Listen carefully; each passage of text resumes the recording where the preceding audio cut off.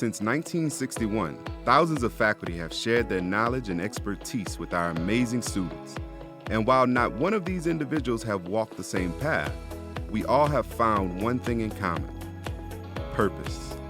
We find meaning in our instruction that transcends beyond the classroom. For most of us, this is not a profession, it's a calling. This podcast captures the stories of some incredible faculty who continue to show up in today's evolving educational landscape. Welcome to Purpose, a Faculty Excellence Institute podcast. Welcome to Purpose, the Faculty Excellence Institute podcast. I am Deborah Acuff, and I'm here today with John Gillespie. He's a professor with the History and English Department at North Campus. Welcome. Hi, Deborah. So today we want to get to know you a little bit more. I mean, we see each other on the campus, we see each other, everybody sees you across the district, but we really want to know the true John. So tell us a little bit about your background, where you're from, maybe how you got into, being a professor.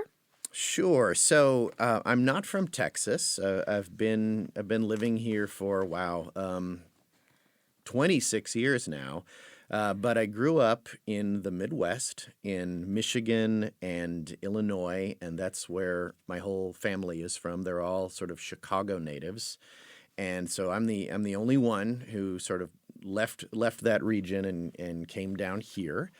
I did one semester of high school here. My family moved around, and they sort of uprooted me before I was ready to graduate high school, and then I ended up at a high school in Lubbock, Texas. And so I didn't really get to know anybody, didn't really make a lot of connections, and I went to school, walked across the stage, and they gave me a diploma. But fortunately, Lubbock is right there. It's the home of Texas Tech University, and so I was immediately given some direction. So I entered Texas Tech, which is the home of the Red Raiders, and I majored in history. Okay. And I did it because I enjoyed it, because I didn't really have much of a sense of what else I might be good at doing. And so I just made the decision to kind of major in a hobby. I also liked reading, and so I took a minor in English. Took the degree, and again, wasn't real sure of what direction I was going to take with that. Is that going to, my dad was kind of pushing me to go to law school. I wasn't so sure about that. And after kind of, messing around a little bit, I thought, well, I might go into the ministry. And I thought maybe becoming an Episcopal priest might be in it for me. And so I kind of dabbled with that and actually worked for a church for a little bit and thought about going into full-time parish ministry. But then I decided that what I was most drawn to about the church and the ministry was kind of the academic side. So okay. Maybe a preacher and a counselor were not really my strong suits, but I was really kind of into preparing that research paper or something, which would have turned into my Sunday sermons, and I would have bored all my congregation. So I thought teaching. And I went and got a master's of education, which enabled me to get a teaching certificate. And after that, I took a job teaching sixth grade, and I had to move to Houston to do that, and that's what brought me here. And so I loved it. I did sixth grade for 5 years. I learned a lot about how to teach. I learned a lot about the human animal, and especially what motivates a middle schooler. Okay. And finally, I ended up teaching, I think, every grade in 15 years in K through 12. I think I have not taught eighth grade, but everything in between. 6 through 12, I've done it all. And that's history classes. That's history classes and English classes, okay. Right? So I've usually done a split. When I got hired to do English and history, and then I moved on, and I did the same thing all through high school as well. So I've always enjoyed bouncing one subject off of another. And then I guess that I've been at San Jac for 11 years now. 11 already? This is 11. I know I think of myself as the new guy. But yeah, 11 years. They gave me what'd they give me? They gave me like a little statue, a little glass pillar Oh, yes, For after the for 10th year. Yeah, so this is my 11th year. So Great. yeah, that's my background, my origin story. Now, I'm not really a history buff, so explain to me on history, is there an era that you really enjoy teaching or studying? Yeah, I I like to start. I like to talk about the 1960s in American history. I think it's a formative period that really shaped a lot of the institutions that we come to value today. A lot of the values that we talk about when we talk about valuing people and identifying people according to their own self-identity, whether that be race, class, gender, that comes from the 1960s, and I like to trace that back and sort of show how we became who we are through that. Okay, great. Now, what led you to San Jac? Even though you said that you worked secondary education, what led you to San Jac instead of some other college or university? Yeah, so when I was looking around to get into it, when I was teaching high school, I thought, well, I would like to try to do higher ed. I think that would be a good career move for me. At the time, I was teaching with some other institutions. I was adjuncting, and they were all fine. I did break into the San Jac adjunct circuit when 2014 or so, somewhere around there. And I really did like the culture a lot, Okay. and I liked the commitment to student success that we have and the way that it takes shape across our college district.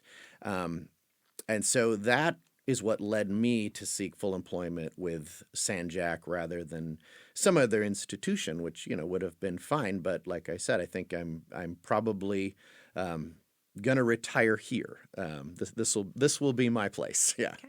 And you've always taught at North Campus? I've always taught at North Campus. Yeah. Interesting. Okay, now I do have a question. Now, when you travel on vacations, are you one of these that like to go to museums and look at all the history that's around the town, the cities? Yeah, much to the disappointment of my family. I'm the one who wants to go to the historical site. I'm the one who wants to go to the museum. I'm the one who wants to take the tour. Okay. And then, of course, my wife is always telling me, like, just stay quiet if the docent makes a mistake. There's no need to correct anybody. And come on, I wouldn't be that rude. Okay. All right. Now, we're going to go back and skip back to the classroom. Do you teach face-to-face, hybrid, online, or all three? So I've done everything except for the hybrid modality so far, and all of them have their strengths. So right now I'm doing 5 face-to-face, as a lot of us are right now. Okay. And which modality is the hardest for getting students engaged? So for me, and my personality type, I would struggle a little bit more with online. All right. I like to engage people face to face. I like to read body language. I like to see eyebrows go up, and I like to see mouths curl, and I like to be able to tell when you're not getting something, right? When to pick on you, when to ask those leading questions and kind of draw out or tease some of the content or questions that I know are buried in there. And so I find that harder to do online. So you have to there has to be a lot of emailing perhaps, and if I can try to get Zoom meetings with people, but it's tougher to do. So that's I think that's one of the challenges that we're going to have as more and more education is going online, is how to accommodate for the lack of like physical space, right? Okay. Now, do you have team building activities or teamwork within your courses? Sure. Yeah. So in my online courses, I try to put them into little discussion groups, and they sort of build a little camaraderie there. In face-to-face courses, I definitely like to try a lot of group projects. I right now we're trying to build a project at which students in my History 1301 are going to do a research project on the space race. Oh. And I'm hoping that they're going to want to participate in our 10th annual History Talks conference, which happens at the North Campus every year. So I'm hoping to build those and, combine the classroom with my service work and make that work out. Okay, so for a typical day at San Jacinto College North Campus, can you describe your typical day?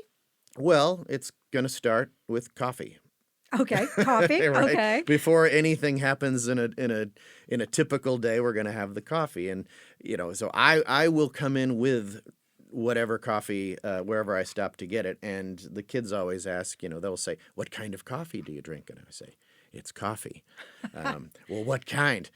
The black kind. Okay, Oh, the strong kind. It's not candy. It's coffee, right? So that is what so I'll get to my office.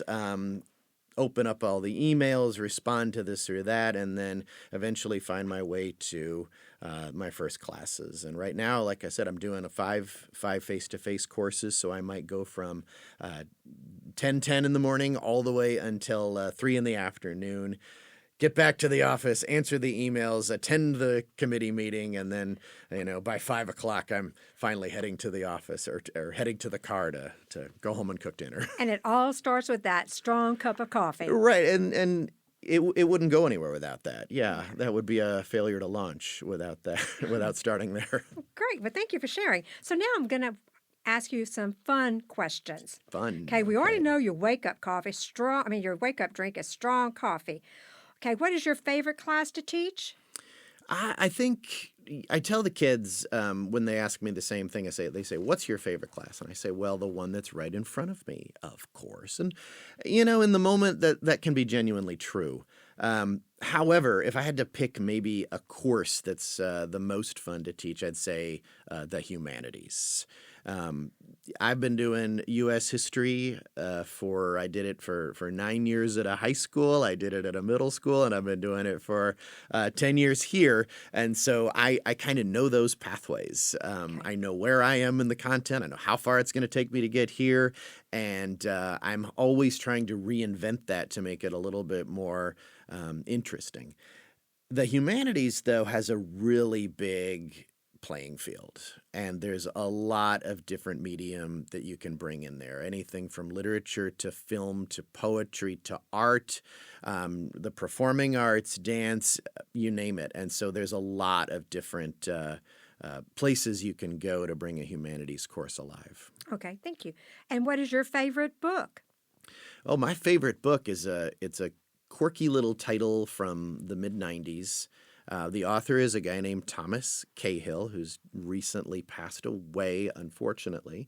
And he wrote a book called How the Irish Saved Civilization. And I know it's an overstated kind of title.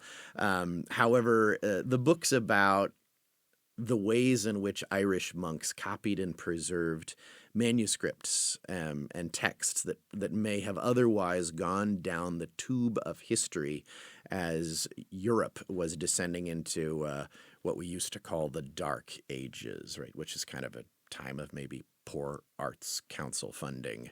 But it's such a great book, not just for its history, but for its lively prose, an underlying message of hope. I like the book so much that when the author came to Houston, I ran out and made sure he signed my copy, and it's in my office. Really? Yeah, you can come visit it. Yeah, I would it's a definitely little trophy on my. I definitely would do bookshelf. that.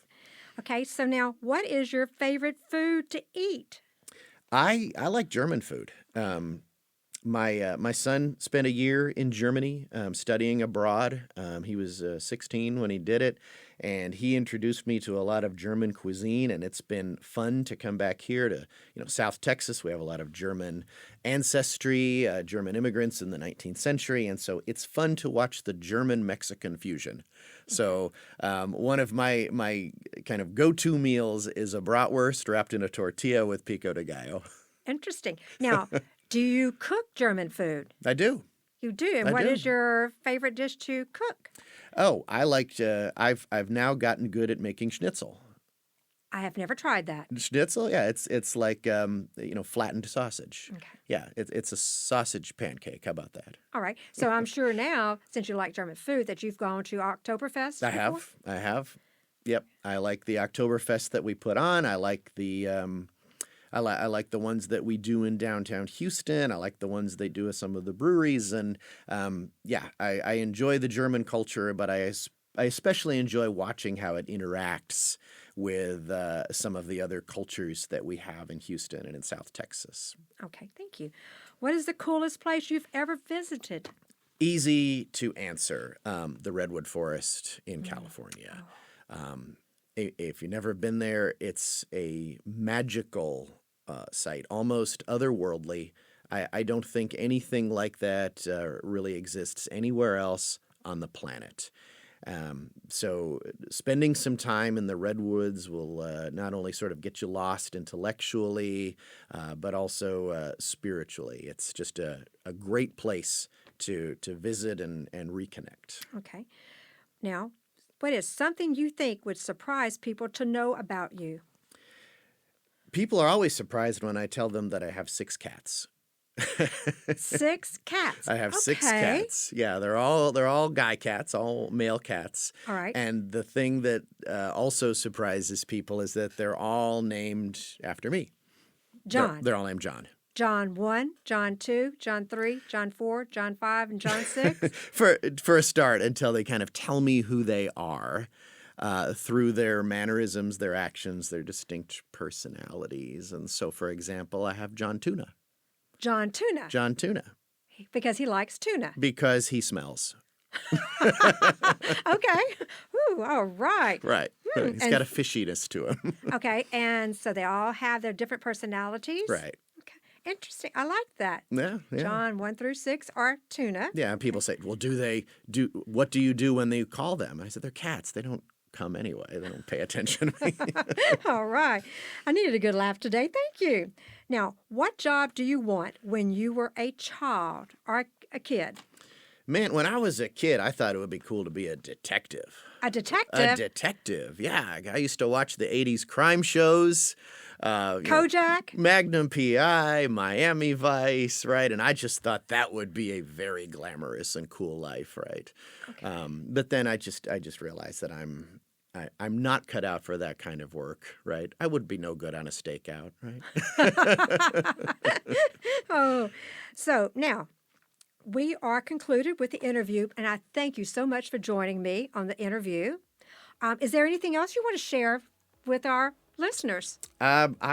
Just that it's been fun to do this. I think that it's been a good idea to try to get to know everybody in this way, and so I'm looking forward to listening to everybody else's. Great.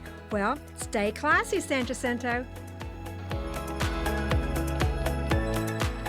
Thanks for joining us on this week's episode of Purpose, a Faculty Excellence Institute podcast. Join us next time as we hear from one of our inspiring faculty. Keep doing great work and stay classy, San Jacinto.